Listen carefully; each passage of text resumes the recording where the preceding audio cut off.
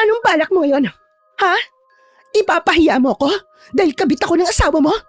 Sige, gawin mo. Baka tuluyan ka pang iwan ni Rico. Ilang beses na kitang kinausap na layuan mo ang asawa ko. Pero matigas ka talaga. Malandi kang babae ka. Hindi ako papayag na sirain mo ang pamilya ko. Wala ka naman magagawa, Luz. Mahal ako ng asawa mo at mahal ko rin siya. Dapat niya magpasalamat ka pa dahil hindi ka pa niya iniiwan. Ganun ba? Tandaan mong sasabihin ko sa'yo, Vanessa. Darating ang araw na magmamakaawa ka rin sa akin. Kailanman hindi ako magmamakaawa sa'yo. Kapag inangkin ko na ang asawa mo, wala kang magagawa. Ang kapal ng mukha mo. Kabit ka na nga. Ikaw pa ang matapang. At itong kabit na to ang sisira sa buhay mo, tandaan mo yan. Aagawin ko ang lahat na meron ka. Ang asawa mo, ang buhay mo, pati ang anak mo.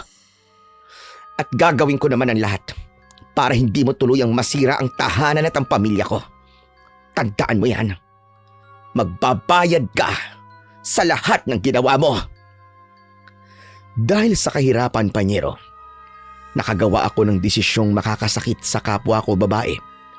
Noong mga panahong yun, wala akong pakialam kung may nasasaktan o naiinis sa akin. Ang mahalaga lang sa akin ay ang matupad ang pangarap ko at makaahon sa hirap ng madali. Ako po si Vanessa at ang kwentong ibabahagi ko ay nangyari noong 23 anyos pa lang ako. Nagsimula ang lahat nang makilala ko ang gwapo at mayamang negosyante na si Rico. Sales lady po ako noon sa store niya. Alam kong babaero siya. Yun din ang dahilan kung bakit ako napalapit sa kanya. Vanessa, at sipag mo naman. Pwede ka rin magpahinga minsan. Huwag mong ubusin ang lakas mo sa pag-aayos ng mga paninda. Bibili naman ng mga tao kung magugustuhan nilang mga yan. Ano kaya kung ako ang atupagin mo? Hindi ba mas maganda yon? Sir Rico naman gusto ko lang pong ipakita na ako po ang pinakamasipag sa mga empleyado nyo rito. Yung iba kasi, puro tsikahan lang. Tignan mo sila. Lumapit lang po kayo sa akin, kaagad nang nagbulungan. Wala kang kailangang patunayan. Tsaka hayaan mo sila. Ikaw kasi ang pinakamaganda sa lahat Kaya kanila pinag-uusapan. Ganyan ang mga taong may pikit. Vanessa, okay lang ba kung ligawan kita? Alam mo naman sigurong type na kita nung simula pa lang. Paano kapag nalaman ng asawa mo? Ayoko ng gulo, Sir Rico. Isa pa po, negosyante kayo Iisipin ng iba na pera lang ang habol ko sa inyo kapag pinatulang kita. Huwag kang mag-alala, hindi malalaman ni Luz. Akong bahala. Kapag naging tayo, hindi mo na kailangan magtrabaho para magkapera. Ano po kasi? Natatakot po akong pumasok sa ganung sitwasyon, sir. Huwag ka nang magdalawang isip. Handa akong ibigay ang lahat ng gusto mo. Kapag naging akin ka, iiwan ko na ang ibang babae ko. Huwag mong isipin ang asawa ko dahil wala siyang magagawa. Papayag po ako. Pero, panindigan mo ang pangako mong ibibigay mo ang lahat ng gusto ko, ha? Ayoko rin sanang gumawa ng iskandalo ang asawa mo tulad ng ginagawa niya sa ibang babae. Magtiwala ka sa akin, Vanessa. Isipin mo, kapag tinanggap mo ko, makakaahon ka na sa hirap. Magkakaroon ka ng magandang buhay. Basta't gawin mo lang kung anong gusto ko. Kilalang babaero si Sir Rico sa lugar namin. Maraming babae ang lumalapit sa kanya para lang makatanggap ng mamahaling regalo. Isa rin yun sa dahilan kung bakit ako pumasok bilang sales lady sa store niya. Gusto ko siyang mapalapit sa akin. Maganda ang hubog ng katawan ko. Maputi at mistisa rin ako, Panyero. Kaya sigurado akong magugustuhan niya ako. Madalas niya po akong ilibre sa mamahaling restaurant para lang sagutin ko siya. At hindi nga nagtagal, naging magkasintahan na kami. Isang beses, dinala niya ako sa isang mamahaling restaurant na matagal ko nang gustong puntahan. Yes! Sa wakas! Nakapasok na rin ako rito.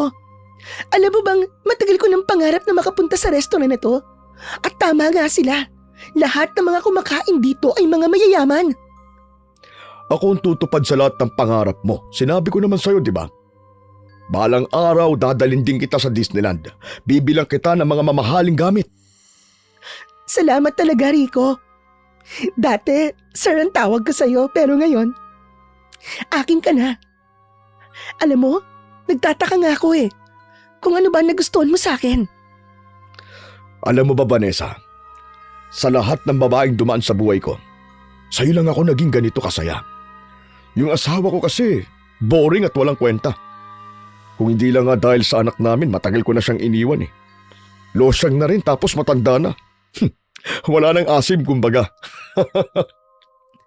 Lahat naman ng lalaking may asawa, ganyan ang sinasabi sa kabit nila. Kesyo nagtitiis lang daw sila dahil sa mga anak.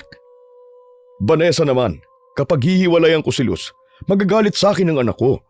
Baka lumayo ang loob nila sa akin. Pero ito, may regalo pala ako sa'yo. Alam mo ba na pinabili ko pa yan sa Paris? Sana magustuhan mo. Ano to? Ha? Oh my God! Gold na relo! Ang bigat ah! Mukhang sobrang mahal nito. Ikaw talaga, Rico. Gumastos ka pa talaga ng malaki para mapasaya ko. Alam mo, hindi mo naman kailangan magbigay sa akin ng mga ganito eh. Iparamdam mo lang sa akin na mahal mo ko. At mahalaga ako sa'yo. Ayos na sa akin yun. Ganun ka talaga kalaga sa akin, Vanessa. Kahit maubos pa ang pera ko, basta't mapasaya lang kita. Katumbas ng relo na yan ang pagmamahal ko sa'yo. Maniwala ka. Ikaw talaga. Kaya mas lalo kita nagugustuhan eh. Dahil napaka-romantic mo sa lahat ng bagay. Maraming salamat, Rico ha. Hindi naman ako nagde-demand. Pero, pwede mo ba akong bilan ng mamahaling bag? Yung Hermes sana. Kasi naiinggit ako dun sa asawa ni Mayor. Ang ganda at halatang mahal ng bag niya. Oh, iyon ba? Oo naman. Simula ngayon, huwag ka na maiinggit sa iba ha. Kaya kong ibigay sa'yo mga bagay na gusto mo. Sa susunod, aalisin kita dyan sa squatter. Hahanapan kita ng magandang apartment. Dahil hindi ka bagay sa mabaho at maingay na lugar na yon. Talaga? Naku, mabuti naman kung ganun. Alam mo, halos araw-araw nagtitiis nga ako sa mabahong paligid na yon. Matagal ko na rin sanang gustong umalis dun eh. Kaya lang wala naman ako mapupuntahan. Pero syempre, kailangan matuto ka rin kumilos na parang mayaman. Magsalita ka rin ng sosyal para may pagmalaki kita sa mga kapwa ko negosyante. Alam mo gusto kong ikaw ang pinakamagandang babae sa lahat. Tuwang-tuwa ako sa mga mamahaling regalong ibinibigay sa akin ni Rico Panyero. Doon ko naisip na siya na nga ang magiging daan para makaahon ako sa hirap. Wala akong pakialam kahit pinag-uusapan na ako ng mga tao sa baryo dahil masaya ko sa mga natatanggap ko mula sa kanya. Hindi ko siya tunay na mahal. Ang totoo, balak ko lang siyang gamitin para gumaan ang buhay ko. Hanggang sa dumating pa nga sa punto na ako na mismo ang humahawak ng pera niya. Pati ang mga ATM cards niya. Pinagkakatiwala niya rin sa akin. Doon na ako pinagsabihan ng kaibigan kong si Eunice tungkol sa pagiging kabit ko. Vanessa, may nagtanong pala sa akin na kapitbahay mo. Nagtataka sila kung bakit bigla ka nagkaroon ng mamahaling damit at alahas. Gusto nilang malaman kung totoo raw na kabit ka ni Rico, yung bang negosyante. May nakakita raw kasi sa yung hinatid ka niya eh. Ano naman ang pakialam nila? Alam mo naman puro chismosa ang mga kapitbahay ko, no? Mga inggitera lang sila. Hindi na nga makaalis sa hirap dahil mas inuuna pa nilang bantayan ang buhay ko. Pero okay lang, habang yumayaman ako, lalo naman sila naghihirap, di ba? Baka nga totoo talagang kabit ka ni Rico ha. Sabihin mo na sa akin na totoo. Kaibigan mo ko. Pero parang may tinatago ka pa. Ngayon lang atang may nangyari sa buhay mong hindi ko alam ha. Paano Eunice kung sabihin kong oo? Nakabit niya ako. Wala namang personalan. Pera-pera lang to, no? Pagod na akong magtrabaho ng todo pero walang nagbabago sa buhay ko. Ikaw nga, Maghanap ka rin ng mayamang lalaki. Ang problema lang, magugustuhan ka kaya. Mabait ka nga, pero hindi ka naman maganda. Grabe, ang sakit mo naman magsalita. Kahit hindi ako kagandahan, hindi ko papasukin yung racket mo, no? Hindi ako magiging kabet. Ayoko nun. Hindi lang ako plastic. Nagpapakatotoo lang ako. Tingnan mo ako ngayon. Dahil maganda ako, nakukuha ko lahat ng dating pinapangarap ko lang. Tignan mo tong pitaka ko. Punong-puno ng pera. Lahat ng to dahil sa ganda ko. Kung tutusin kulang pa nga to eh. Gusto ko pang magkaroon ng malaking bahay, sasakyan at lupain. Pero hayaan mo, darating din yon. Grabe ka, proud ka pa talaga sa ginagawa mo. Nakakahiya kaya yun. Ang dami-daming lalaki pero doon ka pa sa may asawa. Kahit mahirap lang yung lalaki, kung walang sabit, okay lang. Isipin mo, kung sa lalaking walang pera ka papatol, ano mapapala ko doon? Malulosyang lang ako, no? Kay Rico, okay lang kahit malosyang ako. Basta marami akong pera at nakakabili ako ng mamahaling alahas, bagat damit. Kailangan ko maging praktikal na, no? Nakakalimutan mo yatang may asawa si Rico. Alam mo, may narinig akong kwento na yung huling kabit ng asawa niya, pinakulam daw niya. Nangako si Rico na poprotektahan niya ako laban sa asawa niya. Tsaka ano ka ba, wag kang maniwala sa kulam. Hindi totoo yan. Tsaka matanda na yun. Wala nang dating, sabi ni Rico. Wag lang niya akong susubukang ipahiya dahil hindi niya alam kung ano ang kaya kong gawin. Kung makapagsabi ka naman ng matanda na parang nakita mo na. Kaya lang ata sinisiraan ni Rico ang asawa niya sa'yo para makuha niya ang loob mo. Ganyan naman talaga ang galawan ng mga lalaking may asawa eh. Alam mo ikaw, panira ka talaga eh, no? Imbis sa suportahan mo kung lagi kang kontra sa lahat ng bagay na ginagawa ko. Kaibigan ba talaga kita? O nagpapaka-plastic ka lang sa akin? Kung yung ibang babae ni Rico nagagawa niyang ipahiya, ibahin mo ako. Hindi nakaimik si Eunice dahil alam niyang hindi ako basta umaatras. Lumaki kasi ako sa magulong pamilya. Naghiwalay ang mga magulang ko dahil nagkaroon ng kabit ang tatay ko. Sumama siya roon. Ang nanay ko naman ay nag-asawa ng manyakis kaya umalis ako sa poder nila. Kung may babaeng sumira sa pamilya namin noon, hindi rin ako magdadalawang isip na sirain ang pamilya ng iba. Makalipas ang ilang minuto, dumating si Rico kasama ang bodyguard niya. May dala siyang mamahaling damit, sapatos at syempre, alahas. Isukat mo na yung damit, Vanessa. Bagay na bagay sa'yo mga yan. Mas lalabas ang ganda ng hubog ng katawan mo dyan. Tignan ko lang kung hindi maglaway ang mga kaibigan ko kapag nakita ka nila. Yun nga lang, hanggang tingin lang sila sa'yo. Wow, salamat Rico ha.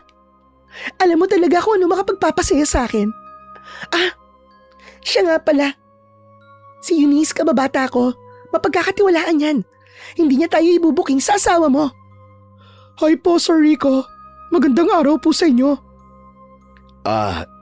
Eunice, ililipat ko si Vanessa sa apartment. Wala ka bang trabaho? Okay lang ba sa'yo na maging kasambahay niya? Ayoko na papagod kasi ang prinsesa ko eh. Handa naman ako magbayad sa'yo ng malaking halaga. Pero may trabaho po kasi ako kaya hindi po ako pwede. Susubukan ko na lang po munang magpaalam sa amo ko.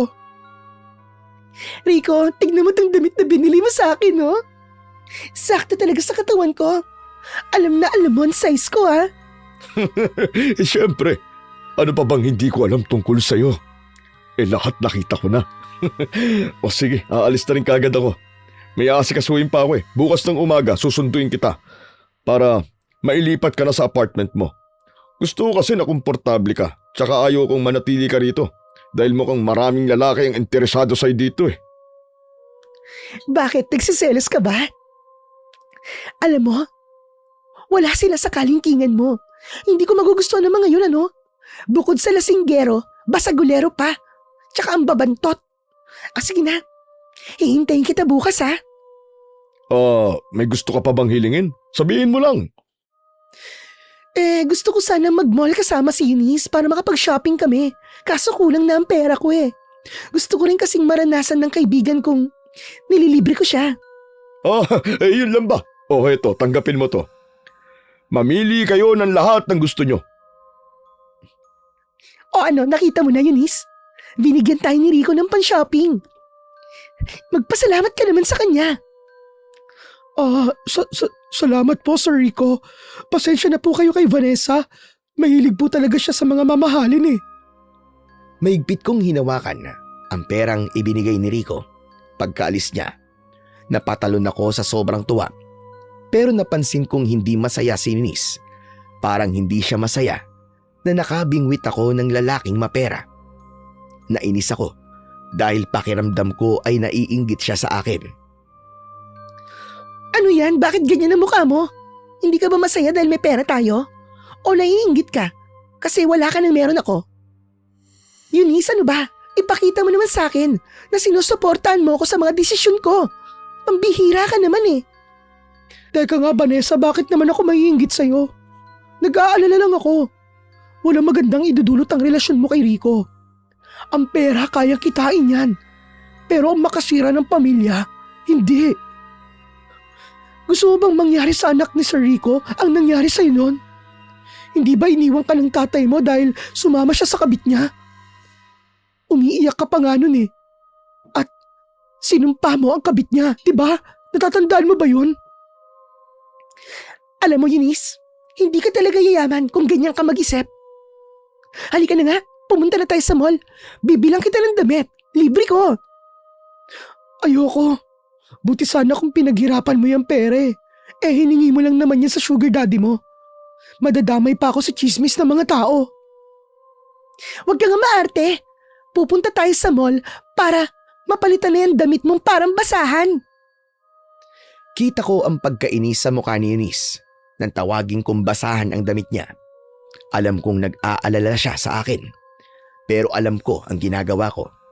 Hindi ako mai-inlove kay Rico dahil pera lang ang habol ko.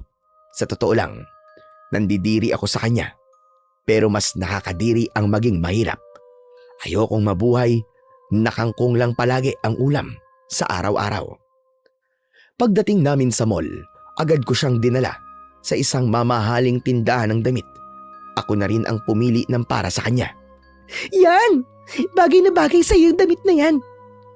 Kunin mo lang ang lahat ng gusto mo at ako nang bahala. Sagot ko lahat. Hindi ko maatim ang magpalibre sa iyo, lalo na't sarili mong kapalit ng perang ginagastos mo. Alam ko ang ginagawa ko, Eunice. Magpapayaman ako tapos iiwan ko rin si Rico. Huhututan ko lang siya ng pera. Ano ka ba?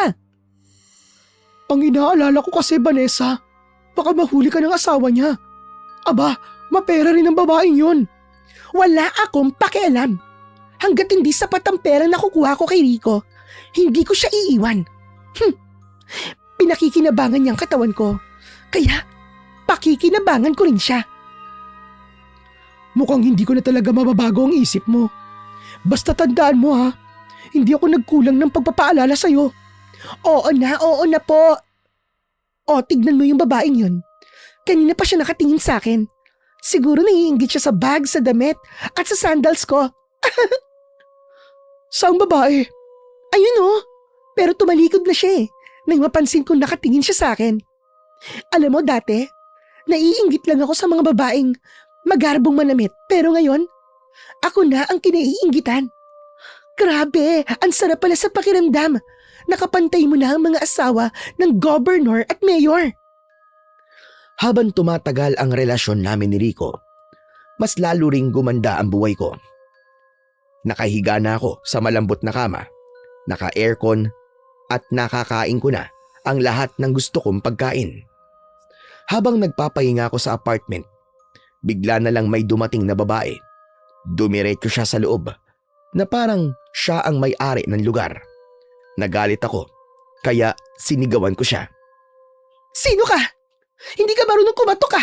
O bastos ka lang talaga? Nagpapahinga ako tapos bigla kang papasok. Lumabas ka nga rito! Pinapaalis mo ko? Bakit?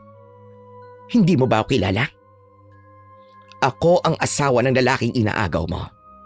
Itong apartment na to ay pagmamay-ari ko. Kaya pala sabi niya sa akin, Siya na lang ang mag-aasikaso dito. Dahil dito ka pala niya itatago. Ha? Ikaw ang asawa ni Rico? Paano mo ako nahanap dito? Well, anyway. Wala ka na magagawa ngayon. Dito na ako nakatira. Kung gusto mo ako mapaalis, kausapin mo ang asawa mo. Layuan mo ang asawa ko. Bata ka pa, Iha. Marami ka pang makikilalang matinong lalaki. Hindi maayos ni Rico ang buhay mo. Kahit kaya niyang ibigay ang mga luho mo. Sa huli, sisirain ka lang niya. Ikaw ang magiging kawawa rito, maniwala ka. Mahal ko si Rico at mahal niya rin ako. Kung may problema ka, siyang kausapin mo. Umalis ka na nga dahil nakakaabala ka lang. Wala akong pakialam kung ikaw ang nagmamay-ari nitong apartment. Hindi ako nandito para makipag-away. Gusto ko lang makausap ka. Hindi lang ikaw ang naging babae ng asawa ko. Alam mo ba kung anong nangyari sa kanila? Pinagsawaan lang sila ni Rico at iniwan. At ayokong matulad ka sa kanila. Sayang na sayang ka, Iha. Gusto ko ang buhay ko ngayon. Nabibigay ni Rico ang lahat ng gusto ko. Hindi niya ako pagsasawaan dahil mas maganda at mas sexy ako kaysa sa ibang naging babae niya. Totoo nga pala ang sinabi niya sa akin. Nalosyang ka na. Kaya pala siya naganap ng iba. Matuto ka kasing magayos para hindi mabaling ang tingin ni Rico sa iba. Alam kong galing ka sa mahirap na pamilya. Naiintindihan ko rin kung bakit pumapayag kang maging kabit ng asawa ko. Dahil sa pera, hindi ba? Marami ka nang nakuha pera sa asawa ko. Hindi pa ba sapat yon? Kung halimbawa ay o-offeran kita ng pera, iiwanan mo ba ang asawa ko? Bakit? Magkano ba ang kaya mong ibigay para layuan ko ang asawa mo? O sige, ganito na lang. Bilan mo ko ng bahay, lupa at sasakyan. Kapag ginawa mo yon, lalayuan ko si Rico. Gusto ko nga rin pala magkaroon ng negosyo. Ano? At saan naman ako kukuha ng ganong kalaking pera? May negosyo kami pero si Rico ang may hawak ng lahat. Binibigyan niya kami ng anak ko. Pero madalas kulang dahil mas inuuna ka niya. Alam ko ang lahat ng luho mo. Siya ang gumagastos doon. Imbis na ipangkain ng anak ko, ay napupunta pa sa'yo. Kung ganon, hindi ko siya lalayuan. Kailangan ko si Rico para maging maayos ang buhay ko. Bakit hindi mo nilang tanggapin na hindi ka na mahal ng asawa mo? Iwan mo na lang siya kung hindi mo na kayang tiisin ang pagiging babaero niya. Asawa niya ako at may anak kaming dalawa. Magkaroon ka naman sana ng respeto, Iha. Isipin mo naman na magiging buhay namin kapag pinagpatuloy niyo ang relasyon niyong dalawa. Masisira ang pamilya namin. Lalo na ang anak ko. Aba, hindi ko na problema yun, ano? Lumabas ka na nga rito, nakakabwisit ka. Ang aga-aga pinapainit mong ulo ko. Kung di ka lalabas, pipilitin kita. Aray! Huwag mong hilahin ang buhok ko! Laking squatter ka talaga! Bitiwan mo ko! Nasasaktan ako! Hindi ko binitiwan ang buhok niya. Hanggang sa makalabas siya ng apartment. Itinulak ko siya kaya bumagsak siya sa sahig. Kita kong halos maiyak na siya. Pero wala akong pakialam. Natutuwa akong pagmasdan siya sa ganong sitwasyon na para bang nagmamakaawa sa akin. Kapag bumalik ka pa dito, kakalbuhin na talaga kita. Nagmamakaawa ako sa iyo. Layuan mo ang asawa ko. Isipin mo naman ang anak namin. Ayokong lumaki ang anak kong walang kinikilalang tatay. Nanay ba kita para utusan mo ko? Hindi ko kasalanan kung ayaw na sa'yo ng asawa mo. Kasalanan niyo rin naman yan kung bakit naghahanap ng ibang asawa niyo. Kung sana inaasikaso niyo ang sarili niyo, baka hindi na tumikim si Rico ng ibang putahe na mas masarap at mas sariwa. Isipin mo kung ikaw ang nasa sitwasyon ko. Paano kung balang araw ay mangyari rin ito sa'yo? Hoy, ako ang mangaagaw. Hindi ako maaagawan. Ngayon naiintindihan ko na kung bakit ka niloloko ni Rico. Ang pangit mo pala at ang taba-taba mo pa. Mukha ka pang walang ayos at parang hindi naliligo. Tuluyan ng tumulo ang luha niya. Matapos kong sabihin yun, napangisi ako bago tumalikod. Galit na galit ako ng araw na yon dahil sa ginawa ng asawa ni Rico. Agad kong tinawagan si Rico para sabihin ang nangyari. Nakaplano na sa utak ko kung anong istorya ang sasabihin ko para magalit si Rico sa asawa niya. Hindi nagtagal, dumating siya sa apartment para kumustahin ako. May ginawa ba siyang masama sa'yo, Vanessa? Sinaktan ka ba niya? Oo, sinaktan niya ako. Ang sakit-sakit ka ng ulo ko ngayon. Alam mo ba sinabunutan niya ako? Ang tapang pala ng asawa mo. Tsaka paano ba niya nalaman na nandito ako? At bakit dito mo pa ako dinala gayong sa inyo pala tong apartment na to? Buisit na babaeng yun ah. Siguro pinapasundan niya ako. Malilintikan talaga siya sa akin pag uwi ko. Sa akin ang apartment na to at hindi sa kanya. Rico, natatakot ako. Baka kung ipakulong niya tayo, masisira ang pangalan mo at mapapahiya ka. Habang maaga pa lang, dapat ginagawan mo na ito ng paraan. Kung paano mo mapapatahimik ang asawa mo. Iskandalosa pa naman siya. Sa tingin mo ba, hahayaan kong mangyari yon? Hindi. Ganito na lang, para mawala ang galit mo. Oh, heto ang 20,000. Bili mo lahat ng gusto mo. Kalimutan mo lang ginawa ni Luz at saka bala kitang bilan ng kotse, babe. Ha? Talaga? Bibilan mo ako ng kotse? Kailan? Naku, sigurado mas maiinggit sa akin ang asawa mo niyan. Matagal ko nang gustong hiwalayan yun eh. Pero nagmamakaawa kasi ang anak ko. Sa totoo lang, gusto ko na nga siyang lasunin eh. Pero alam kong mahuhuli ako kapag ginawa ko yun eh. Hiwalayan mo na siya. Para malaya na tayo makapagsama sa iisang bubong. Handa naman akong maging mabuting ina. Sa magiging anak natin. Hinawakan niya ako sa pisngi at ngumiti siya sa akin, panyero. Kahit anong sabihin ko, paniwalang paniwala siya. Wala akong pangarap na makasama si Rico habang buhay. Pero ngayon, gusto ko na siyang maging asawa para mapunta na sa akin ang lahat. Ang mga negosyo niya at ang malawak niyang lupain. Inutuko pa lalo si Rico para mas lalo siyang magalit sa asawa niya. Alam mo babe, sabi ng asawa mo bago siya umalis, gagawin niya rawan lahat para maghiwalay tayo. Rico, babe, hindi ko kayang mawala ka. Napakakapal talaga ng pagmumukha ng Luz na yun. Sinabihan ko na siyang huwag pakialaman ang buhay ko eh. Pero ayaw pa rin niyang tumigil. Rico, natatakot ako. Paano kung ipapatay ako ng asawa mo para mawala ako sa landas yung dalawa? Sinabi niya kasi kanina na humanda raw ako sa gagawin niya. Huwag kang matakot. Mas makapangyarihan ako kaysa kay Luz. Ang problema lang, baka makarating sa mga kapatid niya ang lahat ng nangyayari. Doon ako natatakot. Ang mga negosyo kasi namin galing sa pera ng mga kapatid niya. May naisip ako. Paano kung palabasin nating baliw ang asawa mo? Baka yun lang ang paraan para hindi niya tayo mapahiya. Kapag ginawa natin yun, mas lalo na magdududa mga kapatid niya. Mga doktor pa naman sila at matatalino.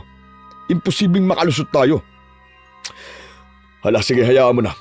Kakausapin ko na lang siya. Kausapin? Sinaktan niya ako tapos kakausapin mo lang siya? Gusto ko rin saktan mo rin siya. Kapag hindi mo ginawa yon, sige ka, hihiwalayan talaga kita. Oo na, sasaktan ko na siya. Pagiganti kita sa kanya. Kumalma ka lang. Nagkunwari ako nagtatampo sa kanya ng mga sandaling yon. Pagkatapos ng insidenteng yon, hindi na nagpakita pa si Luz sa akin. Paminsan-minsan natutulog na rin si Rico sa apartment ko. Halos araw-araw akong bumibili ng mamahaling damit at sapatos. Hanggang isang araw, dumating si Eunice sa apartment ko. Doon ko nalaman na pinalayas pala siya sa inuupahan niya dahil hindi na siya nakabayad. Hindi ba sabi ni Rico, gusto niya akong gawing katulong mo? Pumapayag na ako. Para lang may matirhan ako, Vanessa. Kaibigan mo ko, kahit umasenso ka. Hindi mo naman siguro ko pababayaan, di ba? Ano ka ba? Siyempre naman. Pwede kang tumira dito. Pero ikaw ang gagawa ng lahat. Sa gawaing bahay ha. Maglalaba, magluluto at maglilinis ka. Basta pagsilbihan mo ko. Pero wala kang sweldo. Ha? Gagawin mo akong katulong ng walang bayad? Ano ba naman yan? Ang akala ko ba naman nakaraos ka na sa kahirapan? Aba, papatirahin na nga kita rito. Sasagutin ko pa ang pagkain at kuryente mo. Gusto mo pa may bayad? Kung ayaw mo, bahala ka. Hindi naman sa ayaw ko, Vanessa. O sige, papayag na ako. Ang mahalaga may matuluyan ako. Yan! O sige na, magsimula ka na maglinis dito. Ilang araw na rin makalat dito Nakakatamad kasing kumilos. Mas gusto ko na lang na humilata buong araw. Wow, donyan-donya ka na talaga ngayon Iba talaga ang tao may sugar daddy, no? Tumigil ka nga. Totoo naman ang sinasabi ko Malayong malayo ka na sa dating Vanessa. Pati yung ugali mo, malayo na rin sa dati. Ipagtimpla mo muna ako ng kape. Bilisan mo. Ayoko nang mabagal kumilos. Mahalaga sa akin si Eunice. Pero ayokong makihati siya sa karangyaan ng buhay ko. Gusto kong tratuhin niya ako bilang amo niya at siya naman bilang katulong. Kinagabihan, nakahiga na ako habang siya naman ay namamalansya pa rin. Hindi ko inaasahang magrereklamo siya, kaya nainsulto ako.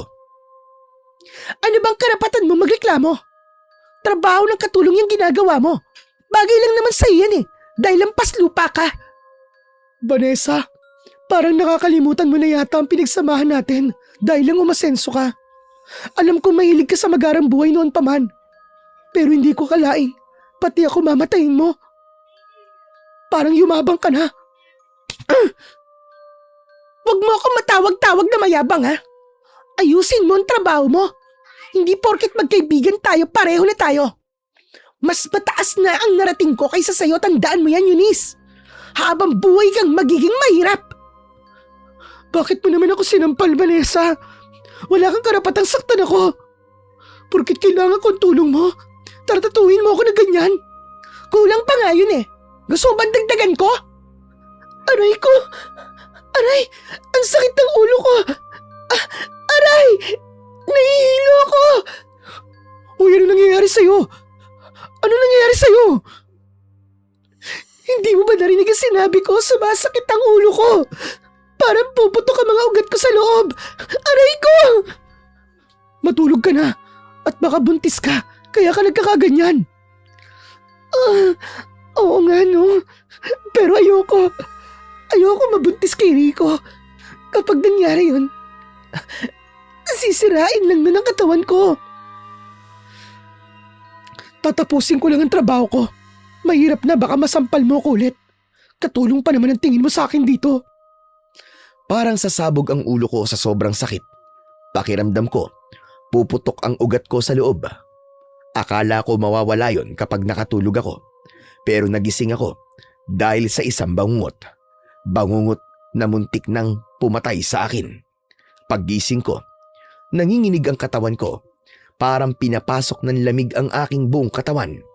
Takot na takot ako. Kaya agad kong ginising si Eunice. Eunice, gumising ka! Eunice, ikuha mo ako ng gamot! Vanessa, bakit? May kailangan ka ba? Hayaan mo naman akong matulog. Madaling araw na ako nakatapos sa mga plantsahin ko Samahan mo ko rito, natatakot ako. Nanaginip ako ng babaeng gustong pumatay sa akin. Parang totoong-totoo talaga. Bumangon ka na nga dyan, sabi. Kapag hindi ka tumayo dyan, tatapakan kita. Sige ka. Oo na, babangon na. Stress ka lang, kaya kung ano-ano napapanaginipan mo. O sige, kukuha lang ako ng tubig para sa'yo. Wag mo kong iiwan dito. Dito ka lang sa tabi ko. Aray, ay na naman. Bisit na to, sumasakit na naman ang ulo ko. Parang pinipiga. Vanessa, magpatingin ka na kaya sa doktor? Gusto mo ba uminom ng gamot? Wag na. Mawawala rin yan maya-maya. Gusto mo ba na hilutin kita? O sige, hilutin mo ako hanggang makatulog ako. Sumunod si Eunice sa utos ko. Ngunit kahit ilang oras na ang lumipas, hindi pa rin ako makatulog. Hindi mawala sa isip ko ang babaeng na panaginipan kong gustong pumatay sa akin.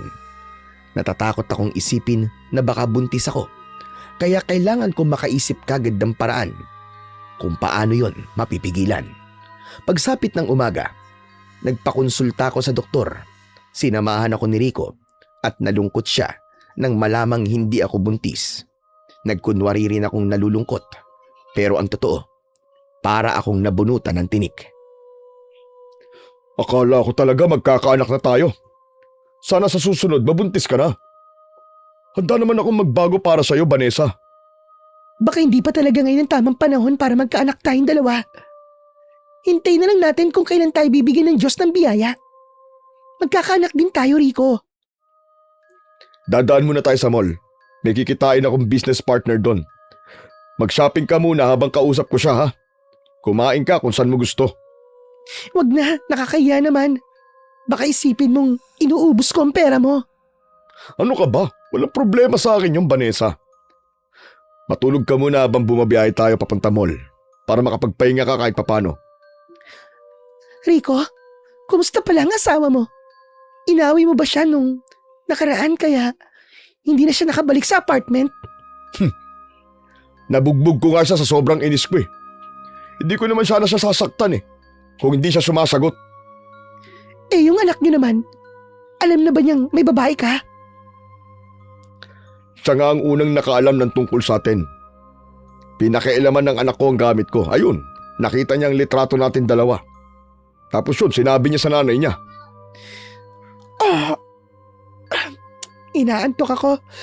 Hindi kasi ako nakatulog na maayos kagabi. Ano bang iniisip mo? Nanaginip kasi ako na nakakatakot eh. Ayun, hindi na ako nakatulog. Pipikit lang ako saglit ha. Biglang sumagi na naman sa isip ko ang babaeng napanaginipan ko. Maya-maya lang, nakaramdam ako ng sakit sa tagiliran. Tinaas ko ang damit ko at tinignan ko yon. Nanlaki talaga ang mga mata ko, panyero, nang makita ko ang malaking pasa. Pinindot-pindot ko yon at napangiwi ako sa sakit.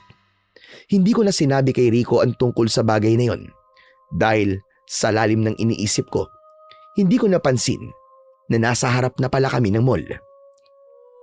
O, nandito na tayo sa mall, Vanessa. Bumaba ka na. Heto ang pero. Sige, tawagan mo na lang ako pag tapos ka na ron ha. O ba? Mag-iingat ka, ha? Ikaw din. Bakit parang hindi ka masaya? Nadismaya ka rin ba dahil hindi ka buntis? Oo naman. Sino bang hindi? Pasensya ka na kanina kung nakita mo ako nalungkot, ha? O sige na, aalis na ako. Bumili ka ng kahit na anong makapagpapasaya sa'yo, ha? Bumuntong hininga ko at hinawakan ang malaking pasa sa bewang ko. Nagulat pa ako nang mapansing may namumuuring pasa sa magkabilaan kong braso. Pag-angat ko ng tingin, nagtagpo ang mga mata namin ni Luz. Kinabahan ako, pero hindi ko yung pinahalata. Nang humakbang siya papalapit sa akin, tinapangan ko ang aura ko. Wala ka talagang balak layuan ng asawa ko, ano? Wala ka bang katiting na respetong natitira sa sarili mo? Wala. Paulit-ulit niyang sinasabi sa akin na hindi ka niya mahal. Ikaw na lang kaya mangiwan sa kanya para matapos na to. Ugali mo atang ipagsiksikan ang sarili mo sa taong ayaw naman sa'yo. Hindi ka sardinas. Matuto kang bumitaw kung hindi na ikaw. Kung yan ang desisyon mo, panindigan mo. At sana hindi mo pagsisihan. Ang gusto ko lang naman, maprotektahan ng pamilya ko na gusto mong sirain. Hindi ko sinisira ang pamilya niyo. Pwede ba tanggapin mo na lang na hindi ka na mahal ni Rico? Hindi ka ba napapagod na magabul sa kanya? Kaya naman yung sustento ng anak niyo eh, kahit maghiwalay kayo. Ikaw lang ang nagbibigay ng sakit sa sarili mo. Sa tingin mo, mapapaniwala mo kung mahal mo si Rico? Hindi mo siya mahal, Vanessa. Inuuto mo lang siya para mahututan ng pera. Mabuti naman at alam mo. Pupunta ka ng mall, pero hindi ka malalagayos. Asawa ka ng negosyante, pero mukha kang pulube. Tignan mo ko. Parang mas mayaman pa nga ako kesa sa'yo eh. Asawa ko lang naman ang bumibili ng mga suot mo. Kaya sino ka para insultuhin ako? Pasalamat ka na lamang, Vanessa, dahil mabait ako. Kung iba lang kaharap mo, matagal ka nang ipinahiya. Hindi mo rin naman ako kayang ipahiya eh. Alam kong takot ka kay Rico. Kaya nga, hinahayaan mo lang siyang mababae, di ba? Dahil ayaw mong iwanan kanya. Alam ko yun, Luz. Alam ko ang lahat. Sige, insultuhin mo lang ako ng insultuhin. May kalalagyan ka rin. Teka, tinatakot mo ba ako? Hindi kita tinatakot, Vanessa. Pinagsasabihan lang naman kita. Tinawanan ko siya at buong lakas na binangga. Muntik na siyang matumba sa gitna ng mall. Binili ko ang lahat ng mga gusto ko at kumain din ako ng mga sosyal na pagkain. Lumipas ang mga araw. Ang akala ko mawawala na ang mga pasa at pananakit ng ulo ko kapag uminom ako ng gamot. Pero habang tumatagal, lalo lang lumala ang kondisyon ko. Mabilis na rin akong magalit kahit sa mga maliliit na bagay. Isang beses, natagalan si Eunice sa pagtitimpla ng kape ko. Kaya nagalit ako at nasaktan ko siya. Ang bagal mo naman kumilos. Kanina pa ako naghihintay ng kape. Tapos nagsiselfone ka lang. Nagsalang pa kasi ako ng tubig, Vanessa. Sasagot ka pa? Ito ang bagay sa'yo. Aray, Vanessa, aray. Bakit mo ako sinasaktan? Tama na. Bitiwan mo ako. Hindi ako papayag na tratuhin mo ako ng ganyan. Kaibigan kita noon. Pero parang hindi na ngayon. Ganon. Aray, ang init, Vanessa. Bakit mo ako tinapunan ng kape? Para magtanda ka. Hindi mo ba alam na masakit ang ulo ko? Magpasalamat ka. Sa dibdib lang kita tinapunan. Kung sa mukha yan, baka mas lalo kang pumangit. Buisit ka. Paano mo nagagawa sa akin to? Hindi ka na talaga ang dating Vanessa na kilala ko. Mataas man ang pangarap mo nun. Hindi ko akalaing habang umaangat ka, lalo ka rin nagiging masama. Ayoko na. Aalis na ako. Iiwan na kita rito. Wag! Diyos ko, wag mo akong iwan. Pasensya ka na, Eunice. Hindi ko lang talaga napigilan ang sarili ko. Pasensya ka na talaga. Hindi ko kasi alam kung bakit sobrang init ng ulo ko eh. Natawag ako ng doktor. Ipapagamot ko ang paso mo. Ayaw na kitang tiisin. Iiwan na kita dito, Vanessa. Babayaran kita sa bawat kilos mo dito sa apartment. Basta't wag ka lang umalis. Nang pera na ang usapan, biglang napatigil si Eunice. Alam kong nangangailangan siya, kaya kailangan niyang magtiis. Nagmamadali akong tumawag ng doktor para magamot ang paso ni Eunice. Galit na galit pa rin siya sa akin, kaya sinabi ko na ang totoong dahilan kung bakit ako natutuliro. Eunice, alam mo kasi gabi-gabi akong binabangungot eh. Tungkol yan sa babaeng gustong pumatay sa akin. Kada pagising ko, sobrang sakit ng ulo ko at pakiramdam ko. May nakatingin palagi sa akin.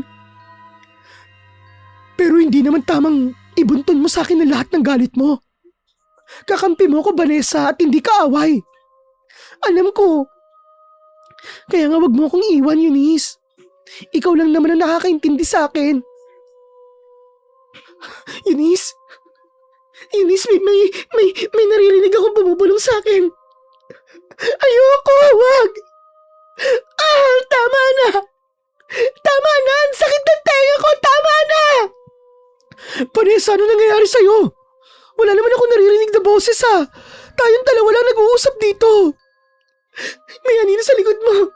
Tignan mo! Ha? Wala naman ako nakikita. Tinatakot mo lang yata ako eh. Napayakap ako kay Eunice dahil sa sobrang takot. Biglang nawala ang aninong nakita ko kanina. Hinanap ko sa sulok ng apartment kung saan nanggaling ang bulong, pero wala akong nakitang may iba. na tao bukod sa amin. Sunod namang narinig ko ang tunog ng kampana na napakasakit sa tenga. Para akong nangihina. Hindi ko na kaya, Eunice. Hindi ko na kaya. Ang sakit na talaga ng tenga ko. Alam mo, may hinala ako kung bakit ka nagkakaganyan eh.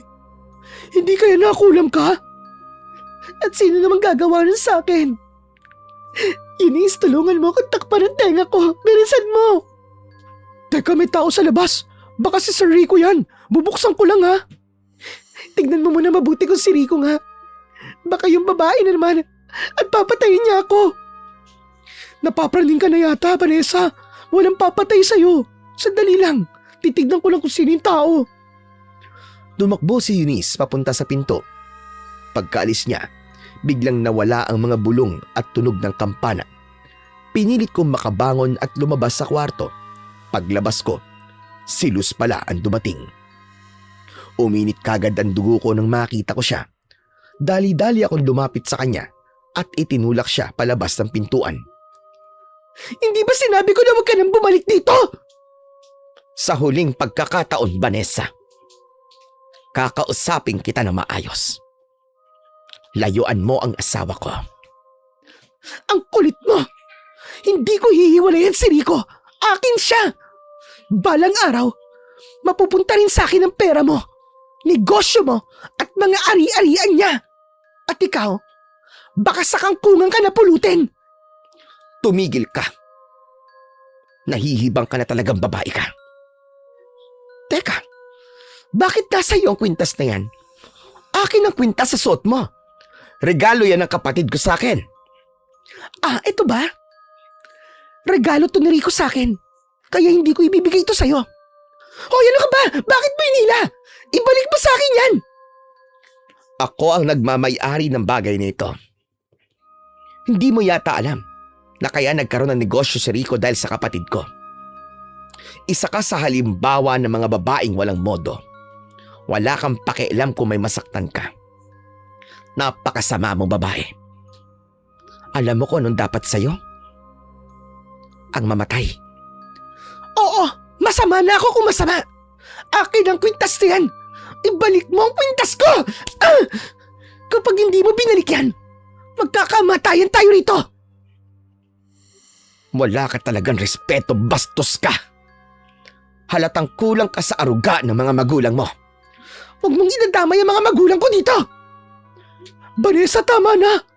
Hayaan mo na sa kanyang kwintas. Mahal yan, Eunice. Hindi ko hayaang makuha niya yan. Ninakaw pala ng asawa ko ang kwintas na to. Para lang may mairegalo sa kabit na kagaya mo. Hoy, tanda! Ibalik mo sa akin ang kwintas na yan. Vanessa, ang ilong mo dumudugo. Ano ba yan? Tumigil na nga kayong dalawa. Nagkakasakitan na kayo dahil sa walang kwentang lalaking yun.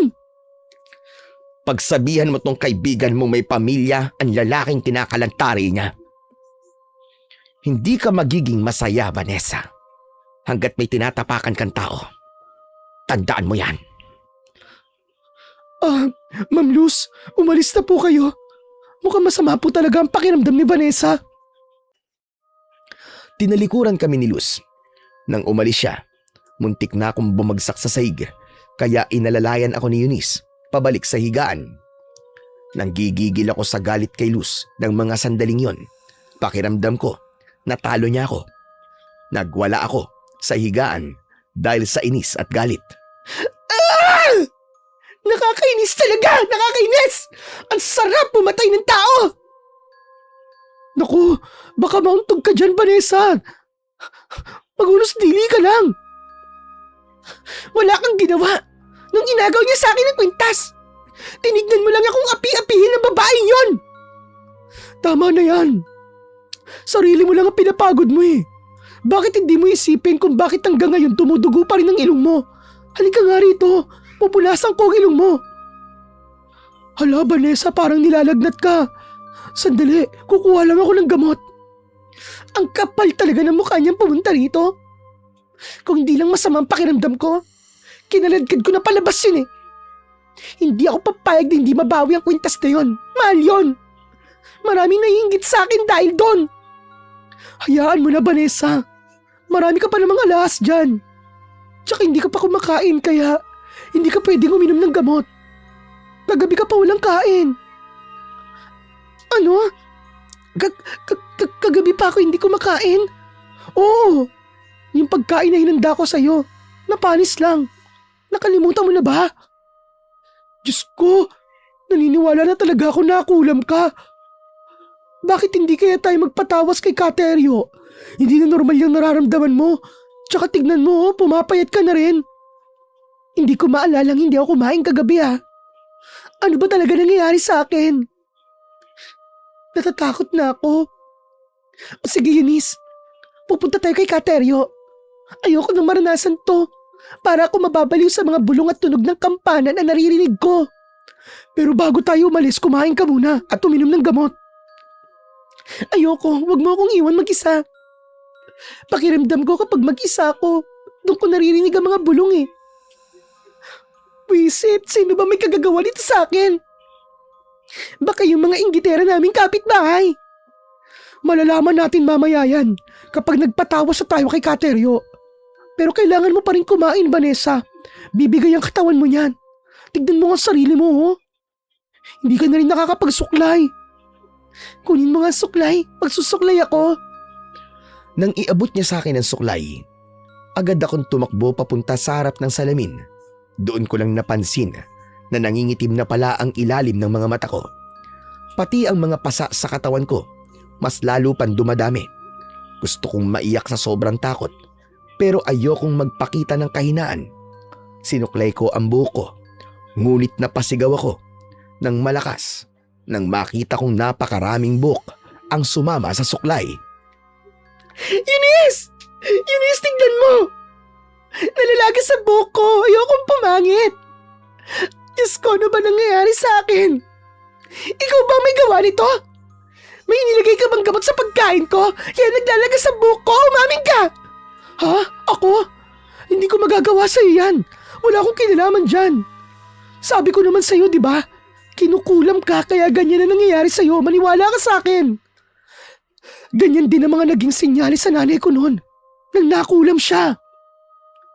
Kapag nalaman ko lang na may kinalaman ka rito, papatayin talaga kita, Eunice. Papatayin kita. Wala akong dahilan, Vanessa, para gawin yan sa'yo. Oo, aminin ko. Naiinis ako kasi naging mayabang ka na. Pero hindi kaya ng konsensya kong ipakulam ka. Masyado nang mataas ang tingin mo sa sarili mo. Kaya hindi mo namamalayang marami ka nang nasasaktan. Siguraduhin mo lang na wala kang alam dito. Papatayin talaga kita kapag tinraidor mo ko. Ang mabuti pa, magsuot ka muna ng sombrero mamaya kapag lalabas tayo ng apartment. Nagninipis na ang buhok mo at halata na. Buwisit namang buhay to. Kung kailan ako yumaman, saka pa nangyari to. Pagtatawanan ako ng mga taong makakakita sa itsura ko ngayon. Huwag mo nang isipin ang sasabihin ng iba. Ha? May gumagalaw sa likuran mo. May anino, Eunice! May anino! Ano? Anino naman? Wala naman ako nakikita, Vanessa. Hallucinations mo lang yan. Mababaliw ka kapag hindi ka nagpagamot sa albularyo. Maniwala ka. Ayoko na. Natatakot na ako. Tama na! May demonyo yata sa apartment na to. Mabuti pa doon sa bahay ko kahit maingay. Walang masamang espiritong nakatira. Nag-iiba na rin ang pananalita mo. Kada araw nag-iiba rin ang kilos mo. Kapag pinabayaan kita, mas lalong lalala ang kalagayan mo. Ngayon din pumunta na tayo kay Kateryo. Magbihis ka na para makaalis na tayo. Nalilito na ako sa dapat kong gawin dahil sa sobrang takot.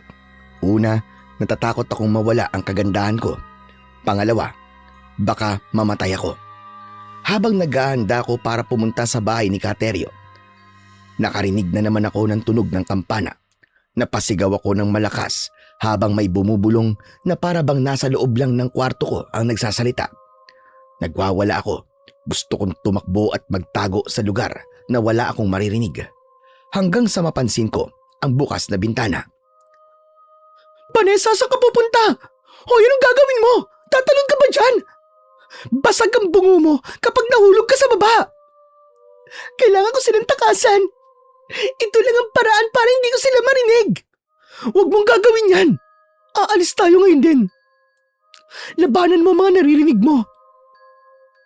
Kapag nakapagpagamot ka na kay Kateryo, malalaman natin kung ano talaga nangyayari sa'yo. Binabaliw ka nila. Gusto nilang mapahamak ka dahil sa galit sa'yo. Pero Eunice, hindi ko na kaya. Ang sakit-sakit na ng tenga ko. Para ako mabibingi. Parang sasabog na rin ang ulo ko sa sobrang sakit. Natatakot akong lumabas dahil baka nasa labas lang sila at naghihintay sa akin. Papatayin nila ako, Eunice. Papatayin nila ako. Makinig ka sa akin. Magdasal ka at sumunod ka lang. Hindi ko na rin alam ang gagawin ko. Pero ayokong sukuhan ka dahil kaibigan kita. Tandaan mo to. Walang papatay sa'yo sa labas.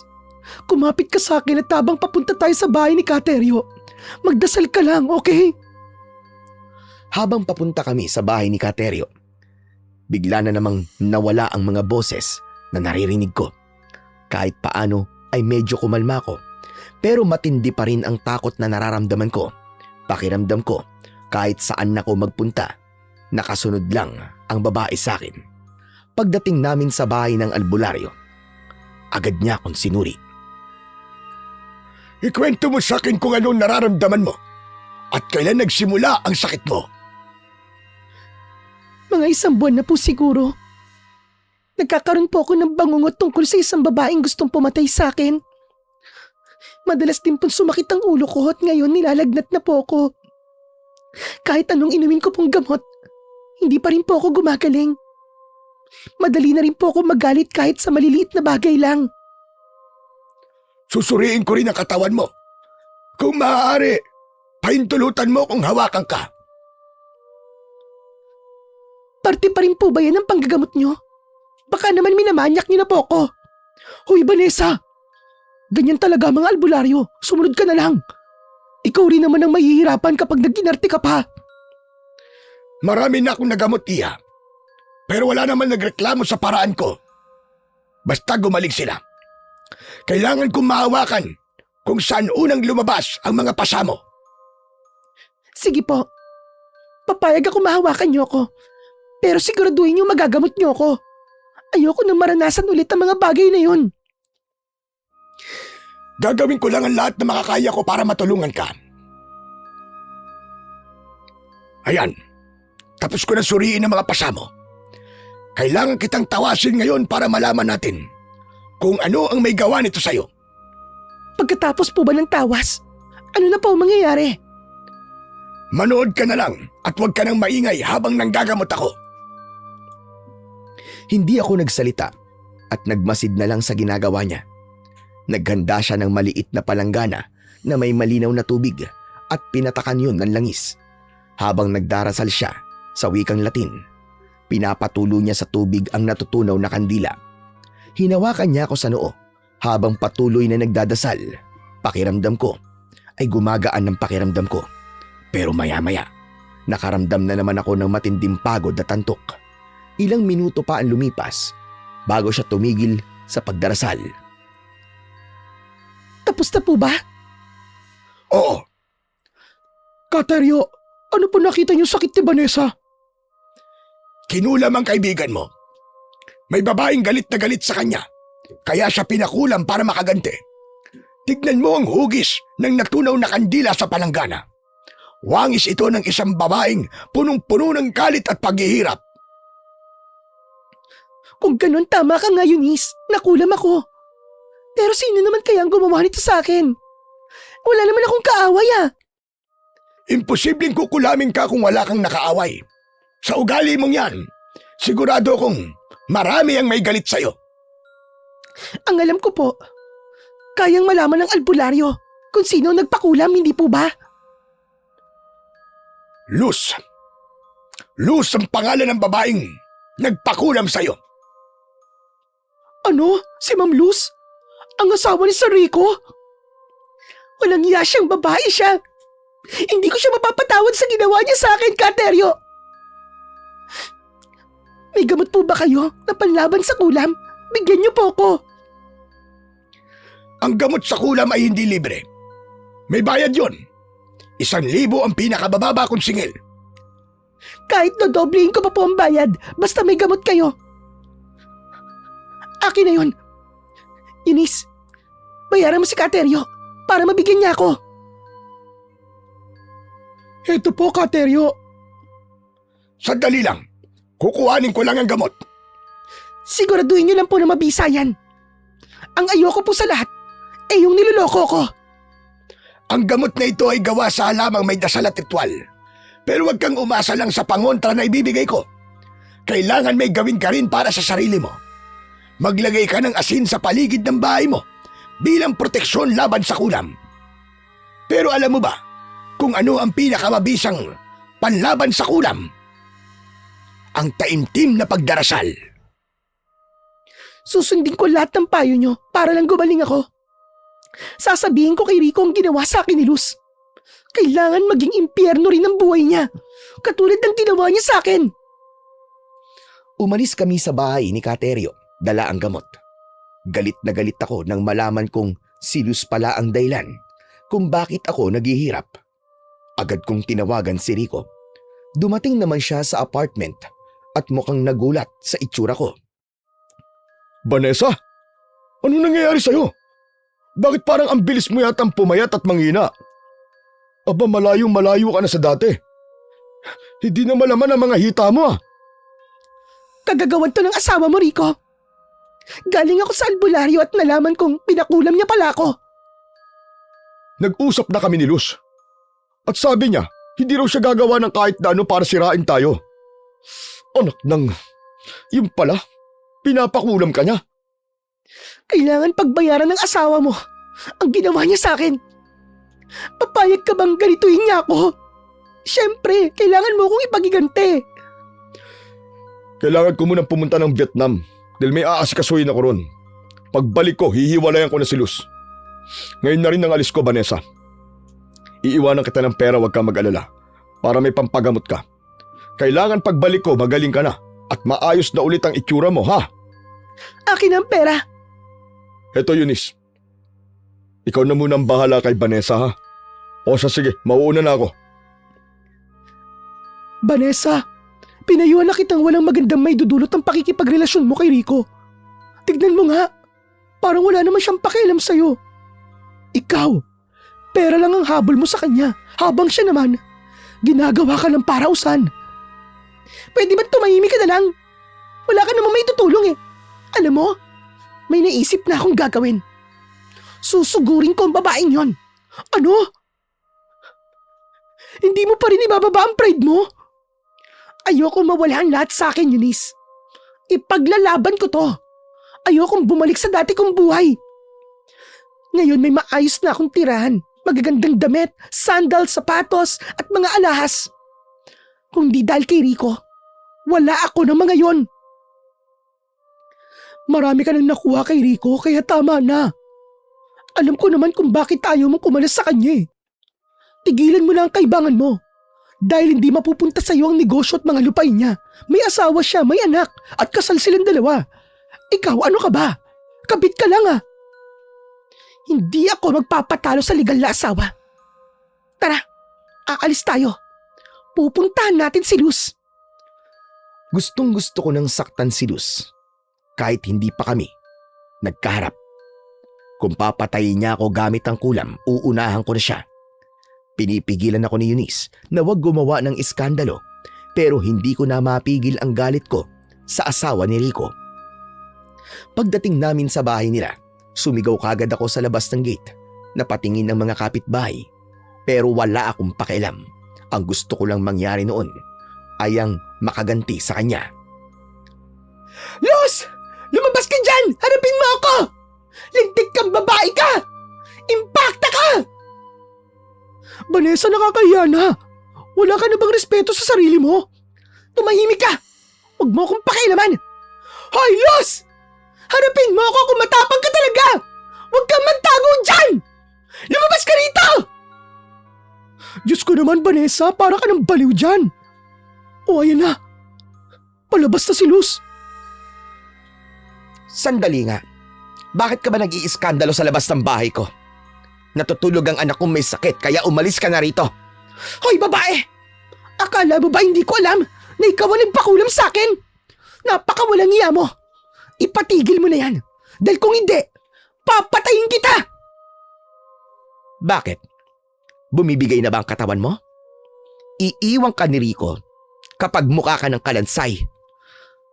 Ganun ha? Kulang pa yan. Kung gusto mong magpatayan, huwag mo akong idaan sa kulam. Halika rito at magharap tayong dalawa. Vanessa, ano ba? Tama na nga! Tinulak mo ako, Eunice. Tinulak mo ako? Hindi ba dapat akong kinakampihan mo? Sobra ka na eh. Hindi na tama itong ginagawa mo, Vanessa. Bakit ka galit na galit kung pinakulam nga kita? Malaki ang kasalanan mo sa akin. Ilang beses kitang pinakuisapan na layuan ang asawa ko pero matigas ka. Hindi mo man lang naisip na kung ano ang mararamdaman ko bilang asawa. Wala akong pakialam sa nararamdaman mo. Huwag mo akong dramahan. Hindi ko kasalanan kung sawa na sa'yo ang asawa mo. Bakit ba may mga babaeng pumapatol sa lalaking may asawa na? Ang dumi-dumi mo. Nung nalaman ng anak ko na may iba na namang babae ang tatay niya, nagkasakit siya. Hanggang ngayon, hindi pa rin siya gumagaling dahil sa stress. Ikakasaya mo bang may masira kang pamilya? Ipagmamalaki mo ba ang ugali mong ganyan? Ang asawa mo may kasalanan, hindi ako. Sa simula pa lang, gusto mo nang sirain ang pamilya namin dahil kayang ibigay ni Rico ang lahat ng luho mo. Sana man lang ginamit mo ang utak mo. Halos gabi-gabi akong umiiyak dahil sa sakit. Nawalan na ako ng gana sa lahat. At pakiramdam ko ang pangit-pangit ko dahil sa mga sinabi mo sa akin. Pangit ka naman talaga eh. Vanessa, tama na. Huwag ka nang sumagot. Ma'am Luz, nakikiusap po ako. Ipatigil niyo na po ang pagpapakulong sa kaibigan ko. Lalayo na po siya kay Sir Rico. Hindi ako lalayo kay Rico, tandaan mo ito. Kapag nakabalik si Rico galing abroad, hihiwalayan ka na niya. At naniwala ka naman. Ilang babae na ang pinangakuan niya ng ganyan. Pero hanggang ngayon sa akin pa rin siya umuuwi. Hindi niya kayang iwan ang anak namin. Naaawa lang ako sa iyong babae ka. Ginagamit lang kayo ng asawa ko. Hindi ako nakasagot, Panyero. Pakiramdam ko, tumama ng gusto sa akin ang mga sinabi ni Luz. Pero ayoko pa rin magpatalo. Sinugod ko at sinaktan siya. Nagsabunutan kami. Pero dahil nangihina ako dahil sa kulam, hindi ko siya kinaya. Napatihaya ako sa gitna ng kalsada habang siya naman ay nasa ibabaw ko. Sinabunutan at sinampal ako. Hindi porket mabait ako. Hindi na ako lalaban. Ilabas mo ngayon ang tapang mo. Kaya mo ba ako? Tama na po, Ma'am Luz. Tama na po. Dumudugo na po ang ilong at pisngi ni Vanessa. Tandaan mo ito. Kulang pa yan. Hayop ka. Walang iya kang babae ka. Walang iya ka, sinira mo ang mukha ko. Ikaw ang may gusto nito. At hindi pa ako tapos sa'yo. Gagawin ko ang lahat para mawala ka sa landas namin mag-ina. Pagod na akong maging mabait. Vanessa, umalis na tayo rito. Babalikan kita, hayop ka. Tandaan mo yan. Hihintayin kita, Vanessa. Hindi na ako matatakot sa mga kabit na kagaya mo. Lumakas ang tawanan at bulungan ng mga tao sa paligid. Kaya napatakip ako sa tenga ko. Inalalayan ako ni Eunice, pero itinulak ko siya palayo. Ano naman ang kasalanan ko sa'yo? Huwag mo sa akin ibaling ang galit mo kay Luz. Bakit di mo ako tinulungan? Kung dalawa sana tayong sumabunot sa kanya, di sana napatumba natin siya. Gusto mong tulungan kita sa kagagahan mo? Hoy, gumising ka, Vanessa. Hindi ako kakampi sa mali. Pinagtitiisan lang kita dahil naaawa ako sa'yo. Ako lang ang tunay mong kaibigan na nagmamalasakit sa'yo. Kapag napagod ako, lalayuan talaga kita, tandaan mo yan. Eh di lumayo ka. Baka naiinggit ka lang dahil mas maganda na ang buhay ko kaysa sa'yo. Mali ka, Vanessa. Hindi kita iiwan dahil alam kong kailangan mo ko. Pero kung gusto mong umalis ako, sige. Talaga? Kaya mo akong iwan sa ganitong sitwasyon? Mahigpit akong niyakap ni Eunice at pinakalma. Doon ako bahagyang nagsisi sa lahat ng naging trato ko sa kanya. Habang lumilipas ang mga araw, Panyero, lalo namang lumalala ang kalagayan ko. Kahit sinusunod ko ang lahat ng bili ng albularyo, naubos ko na rin ang langis na pinapainom niya. Pero hindi pa rin ako gumagaling. Unti-unti na akong nawawalan ng pag-asang mabuhay. Bumalik na lang tayo kay Kateryo. Baka may iba pa siyang paraan para mapagaling ka. Maghanap ka na lang ng ibang albularyo. Pakiramdam ko kasi, hindi kayang labanan ni Kateryo ang kulam. Pero wala na akong kilalang ibang albularyo eh. Pero sige, susubukan ko magtanong sa mga kaibigan ko. Baka meron silang may re-recommenda sa akin. Iabot mo nga ang palanggana. Parang masusuka ako. Ha? Teka. Eto.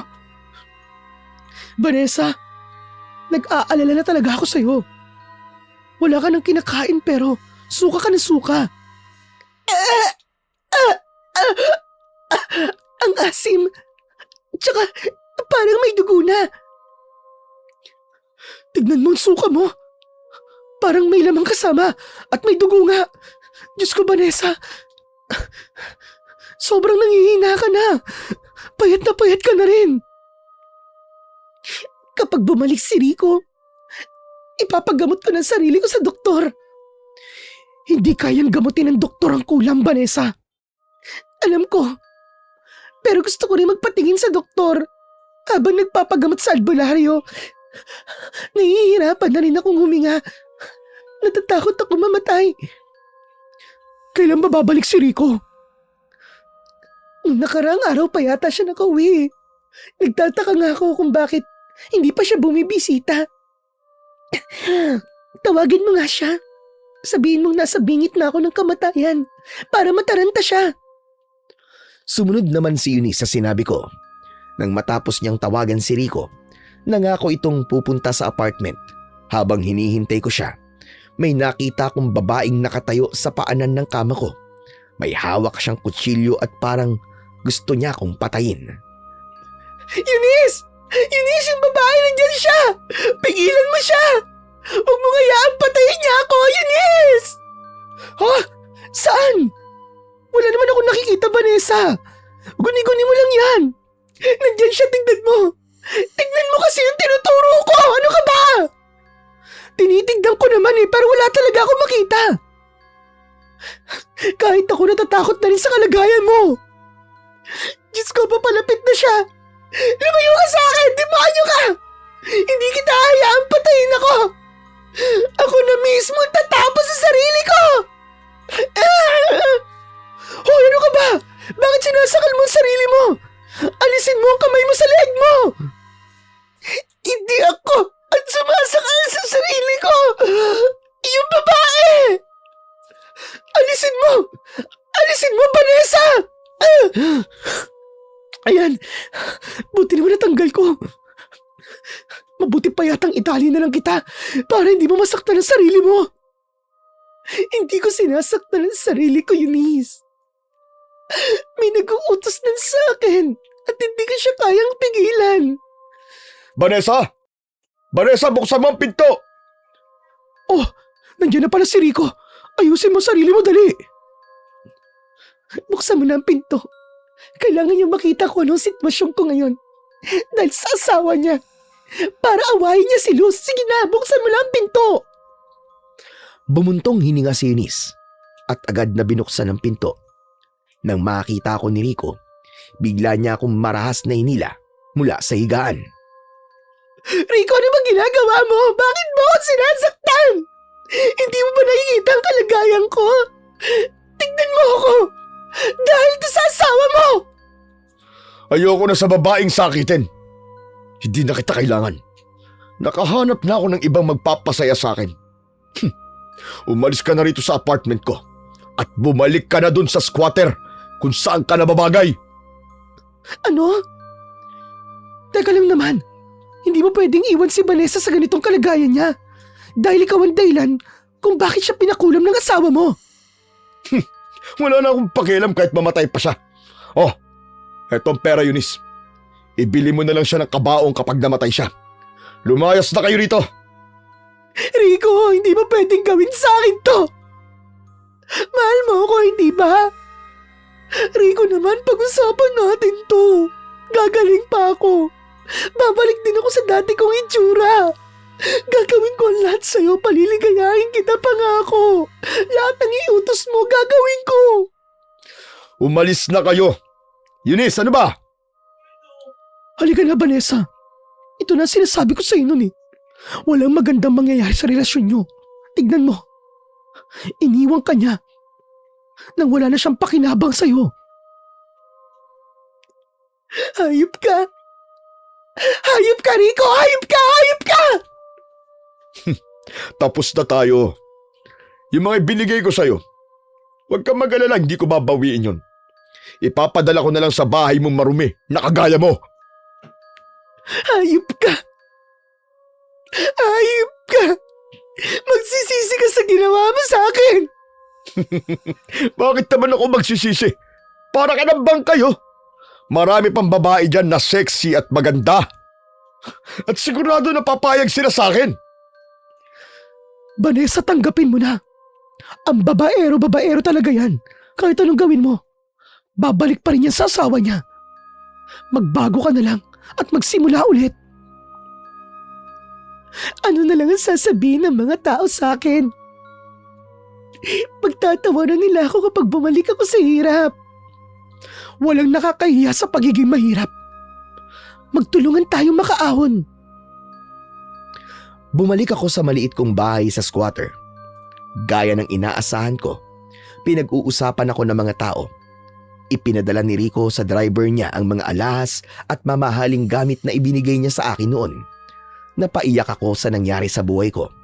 Ang akala kong habang buhay kong makukuha ay biglang nawala. Tandaan mo, nandito lang ako, Vanessa. Hindi kita iiwan kahit anong mangyari. Eunice, gusto ko makausap si Luz. Ayan ka na naman eh. Ipaglalaban mo pa rin si Rico kahit tayo na sa'yo. Hindi ako pupunta ron para makipag-away. Kung mamamatay man ako sa kulam niya, gusto kong makahingi ng tawad. Ano? Teka. Tama ba itong narinig ko? Oo, Eunice. Gusto kong mapatawad niya ako bago ako mamatay. Baka yun na lang ang paraan para mapatawad din ako ng Diyos sa lahat ng mga pagkakamaling nagawa ko. Ha? Ano bang balak mo ngayon? Samahan mo ko. Puntahan natin si Luz ngayon na. O sige, maghihintay lang ako ng tricycle sa labas. At wag mo nang pansinin ng chismis ng mga tao ha. Natural lang yan. Tumango ako at napatingin sa litrato namin ni nanay na nakasabit sa dingding. Nang makapara si Eunice ng tricycle, agad kaming nagpatid sa bahay ni Luz.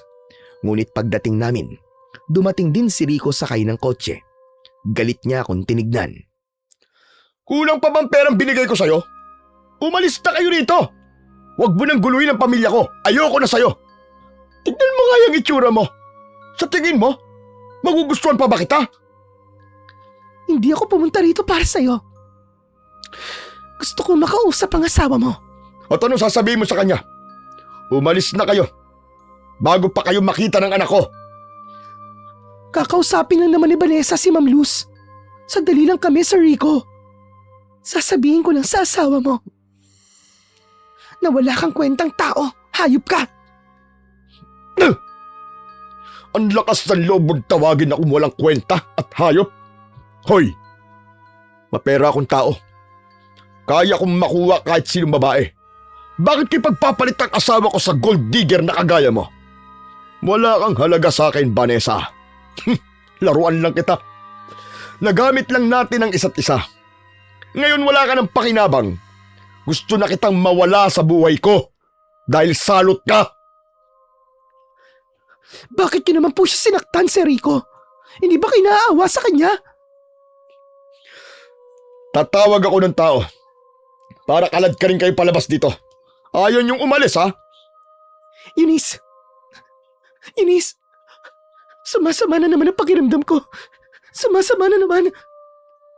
Sir Rico, hayaan niyo na po si Vanessa na makausap si Ma'am Luz. Kahit saglit lang. Ayoko. Kung ayaw niyo masaktan, ilayo mo na rito ang kaibigan mo. Padabog na pumasok si Rico sa gate. Pero pagbungad niya, nandun pala si Luz. Mukhang narinig niya ang lahat. Luz, mahal, nandiyan ka pala. Tara na sa loob. May regalo ako para sa inyo ng anak natin. Matagal ko nang alam na kabit mo siya. Kaya bakit mo siya pinapaalis? Gusto niyo ako makausap, hindi ba? Sige. Mag-uusap tayo. Mahal, hayaan mo na sila. Manggugulo lang ang mga yan eh. Ma'am Luz, hindi po kami nandito para manggulo. May gusto lang pong sabihin si Vanessa sa inyo. Huwag mo nang pakinggan, Luz. Hindi ba sabi natin na magsisimula tayo ulit? Tignan mo. Bibigyan ko lang sila ng pera. Aalis na mga yan. Pera lang naman ang gusto ng mga yan eh. Hindi po pera ang kailangan ko, Ma'am Luz. Kahit sandali lang po, nakikiusap ako. Sige, Rico. Iwan mo na muna kami rito. Walang nagawa si Rico kundi umalis. Nang kami na lang ni Luz ang natira, lumuhod kagad ako sa harap niya at niyakap ang mga paa niya habang umiiyak. Alam kong hindi ko na mababawi ang lahat. Nasaktan ko kayo ng anak mo. Pero humihingi po ako ng tawad. Tao lang po. Nagkakamali. Patawarin niyo po ako. Nagsisisi ka ba talaga? O umaasa ka lang? Nagkagaling ka pa kapag pinatawad kita? Alam kong bihira sa kulam ang gumagaling. Pero kung mamamatay man po ako, gusto ko pong marinig na napatawad niyo po ako. Patawad po talaga. Akala mo ba'y ganun kadaling magpatawad? Nagkaroon ng trauma ang anak ko dahil sa'yo. Hindi na siya naniniwala sa tatay niya. Kayong dalawa ni Rico ang sumira sa pamilya ko. Alam ko po, Ma'am Luz. Alam ko. Nasilaw po ako sa pera at sa mga binibigay ni Rico. Gusto ko po makaahon sa hirap. Akala ko siya po ang tutulong sa akin. Patawarin niyo po ako, Ma'am. Pinagsisisihan ko na po ang lahat. Patawarin niyo po ako. Kaya pinili mo maging kabit. Tandaan mo, ilang beses kitang kinausap noon. Kung nakinig ka man lang sana, hindi hahantong sa ganito ang lahat. Hindi ka mahal ni Rico. Para usan ka lang niya. Alam ko na po yun ngayon, Ma'am Luz. Kung bibigyan pa ako ng pagkakataon ng Diyos, hindi ko na po talaga uulitin ang ginawa ko. Hindi ko na uulitin. Patawarin niyo po ako. Patawad. Pag-iisipan ko kung mapapatawad kita. Tumayo ka na riyan. Ayokong may nagmamakaawa sa harap ko. Kahit pilit niyang pinapatigas ang puso niya, nakikita ko na naaawa na siya sa akin. Kinabukasan, nagulat ako nang dumating si Luz sa bahay ko. May dala siyang plastic bag na may lamang damit at manika. Ito mga ginamit ng mangkukulam laban sa'yo. Kailangan natin ito para maputol ang sumpa. Ano po? Maputol ang sumpa? Oo. Kailangan nating humanap ng albularyo. Sasamahan kita. Gusto kong gumaling ka. Diyos ko, maraming salamat po, Manlus. Maraming salamat po. Alam ko na, dali natin to kay Kateryo. Si Kateryo ba ay albularyo? Opo, siya po nagsabing nakulam ako. Mabuti kung ganon. Tara na, magmadali na tayo. Nabuhayan ako ng loob dahil handa akong tulungan ni Ma'am Luz. Inalalayan nila akong makasakay sa tricycle papunta sa bahay ni Kateryo. Habang nasa biyahe kami, napatingin ako kay Luz. Maigpit niyang hawak ang kamay ko habang tahimik na nakatingin sa kalsada. Salamat po. Kahit sinaktan at ininsulto kayo, tinulungan niyo pa rin po ako. Ayokong mamatay ka ng dahil sa akin. Hindi ko kakayanin yon. Hindi ako masamang tao. Gusto lang kitang bigyan ng leksyon. Hindi ko akalaing malalagay sa panganib ang buhay mo. Napakabuti niyo po, Ma'am Luz. Sana magbago rin po si Rico. Sa tingin mo ba magbabago pa siya? Baka babae lang ang palitan niya. Bakit niyo pa rin po siya natitiis? May anak kami, Vanessa. Ayokong lumaki ang anak namin nang walang buong pamilya. Balang araw maiintindihan mo rin ako. Pagdating namin sa bahay ni Kateryo, ipinakita ni Luz ang mga gamit na ginamit sa pangkukulam. Kinuha yon ng matanda at dinala sa likod ng bahay. Ipinaliwanag din namin ang lahat ng totoo para mas madali niya akong matulungan. Hindi madali ang pagputol ng sumpa. Mahihirapan ka. Pero kailangan mong tisin. Bakit po? Delikado po ba? Kapag sinunog ko ang mga gamit mo, makakaramdam ka ng matinding init. Kapag nalampasan mo yun, unti-unti ka nang gagaling. Kakayanin ko po. Gusto ko na pong gumaling. Papainimin kita ng langis para mailabas mo ang itim na pako sa katawan mo. Yun ang pinagmulan ng sumpa. Ano po? Itim na pa ako?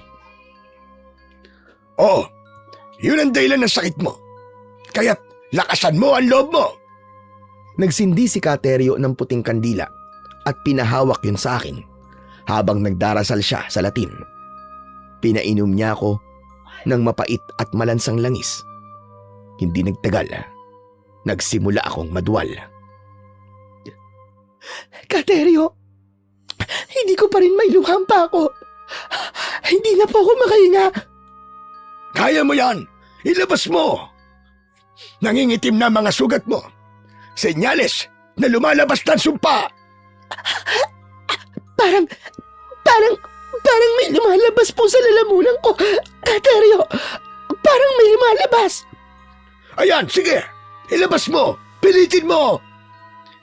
Hindi nagtagal. Nailuwa ko rin ang itim na pako. Nanginginig akong napahiga habang hingal na hingal. Ayos ka lang ba, Vanessa? Nangihina po ako. Konti na lang, matatapos din ito. At Vanessa, patawarin mo ako. Wala po kayong kasalanan. Ako po nagkamali. Makalipas ang ilang sandali, pakiramdam ko ay sinusunog ang buong katawan ko. Napasigaw ako sa sobrang init panyero. Hawak ni Luz at Eunice ang mga kamay ko habang pinapalakas ang loob ko. Unti-unting nagdilim ang paningin ko hanggang mawalan ako ng malay. Pagkagising ko, may kumot na akong nakabalot sa katawan. Naamoy ko ang usok ng insenso sa paligid. Bumungad si Eunice na nakangiti. Kumusta ka na, Vanessa? Medyo okay na. Nangihina pa rin ang katawan ko. Nandito pa rin ba tayo kina Kateryo? Oo, umalis na si Ma'am Luz. Si Kateryo naman nasa kusina. Nagpapakulo siya ng halamang gamot para sa'yo. Gagaling na ba ako, Eunice? Oo raw, pero paunti-unti. Ang mahalaga, wala na raw ang sumpa. Hindi man lang kami nakapag-usap ni Luz bago siya umalis. May bilin siya. Kapag nagkita raw kayo ulit, huwag mo na siyang lapitan. Ayaw ka na raw niyang makausap. Gising ka na pala, Vanessa. Tapos na ang halamang gamot mo. Hindi ko akalaing kakayanin mo. Matapang ka pala. Maraming salamat po. Pasensya na rin po sa ugali ko nung una po tayo nagkita. Naiintindihan kita. Dahil nalilito ka lang noon. Ilang araw pa ang lumipas at tuluyan ng gumaan ang pakiramdam ko. Hindi na bumalik ang mga bangungot ko. Nakakakain na ako ng maayos at nakakabangon na rin na mag-isa. Vanessa, wala na tayong pagkain. Kailangan ko na magtrabaho. Sabay tayo maghanap ng trabaho. O kaya gusto mo, ibenta natin ang mga alahas na ibinigay ni Rico. Ha? Ibibenta mo? Hindi ba mahalaga sa'yo yun? Noon yun. Ngayon, mas mahalaga na sa akin ang buhay ko at ang mga taong tunay na nagmamalasakit sa akin. Aba, baka nakakalimutan mong tinapunan mo ako ng mainit na kape noon, ha? Kaya nga nagpapasalamat ako sa'yo. Kasi kahit ganun ang ginawa ko, hindi mo ako iniwan. May plano ako. Ibenta natin ang mga gamit at magtayo tayo ng karinderya. Yan, maganda yan. Pero baka pag-usapan tayo ng mga tao. Eunice, hindi na mahalaga sa akin kung ano ang sasabihin nila. Gusto kong magsimula ulit. Yung patas. Nang tuluyan akong gumaling, ibinenta namin ang mga alahas at mga mamahaling gamit ko para gawing pampuhunan. Unti-unti naming naipatayo ang maliit naming karinderya.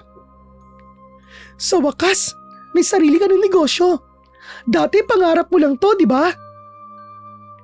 Bunga rin to ng maling ginawa ko noon. Pero ngayon, gusto ko nang mamuhay ng maayos.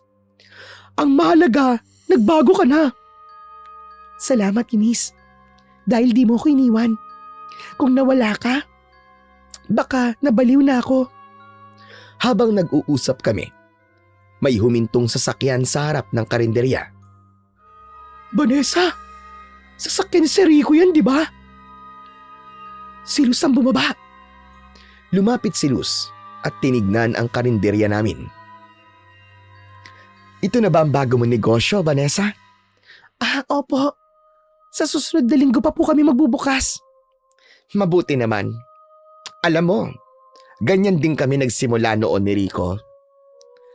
Tumahimik siya sandali bago nagsalita ulit. May sasabihin sana ako sa'yo. Patay na si Rico. Inatake siya sa puso. Ha? Nakikiramay po ako, Ma'am Luz. Bago siya namatay, humingi siya ng tawad sa akin. Napatawad ko naman siya. At napatawad na rin kita. Kaya siguro okay na kahit magkausap tayo paminsan-minsan. Nahihiya pa rin po ako sa inyo, Ma'am Luz. Kalimutan mo na ang nakaraan. Tapos na yon. Sa Miyerkules pala ang libing ni Rico. Kung gusto mong pumunta, ayos lang sa akin. Hindi na po ako pupunta. Respeto na lang po sa inyo at sa anak nyo. Hindi ko napigilan ang sarili ko. Niyakap ko si Ma'am Luz habang umiiyak. Ma'am Luz, maraming salamat po sa pagpapatawad niyo po sa akin. Napakabuti niyo po sa kabila po ng lahat ng kasalanan ko. Sana hindi mo na ulitin ang ginawa mo noon. Huwag mong sisirain ang pamilya ng iba para lang makaahon ka sa hirap. Pero masaya ako dahil nagsisikap kang magbago. Hindi na po ako mananakit ng kapwa ko babae. Pinapangako ko po sa inyo yan. O siya, aalis na ako. Pagkatapos ng libing ni Rico, lilipat na kami ng anak ko sa ibang bansa. Sana po, maging tahimik at masaya na po ang buhay niyo roon. Nang makaalis si Luz, saka ko lang naramdaman na gumaan ang dibdib ko. Tinapik naman ako ni Eunice sa balikat. Grabe no? Mabait talaga si Ma'am Luz. Oo nga eh. Kahit pinatawad niya na ako. Habang buhay kong dadali ng konsensya ko. Ano ka ba naman, friend? Patawarin mo na rin ang sarili mo para matahimik ka na. Hindi pa siguro ngayon. Nandidiri pa rin ako sa ginawa ko noon. Ano ka ba? Tapos na yun. Bagong buhay na ang haharapin natin. Tandaan mo. Nandito lang ako palagi. At hindi ka aasenso kapag hindi mo iniwan ang mga bagahe mo. Ayos na yon. Alam ko na napatawad ka na rin ng Diyos. Niyakap ko si Eunice bilang pasasalamat. Sa tulong niya, tuluyan akong nakabangon. Ngayon po ay may sarili na akong pamilya at patuloy pa ring lumalago ang negosyo namin ni Eunice. Kaya ako ibinahagi ang kwentong ito para magsilbing aral sa ibang babae.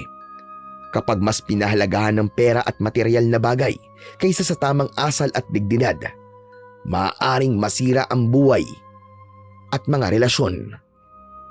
Maaaring makuha ang luho at kaginawaan, ngunit kadalasan ay may kapalit itong problema, takot at pagsisisi.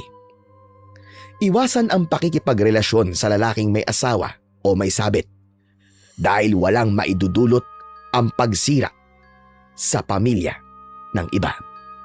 Hanggang dito na lamang po ang aking kwento. Hanggang sa muli po at maraming salamat sa pakikinig, mga panyero.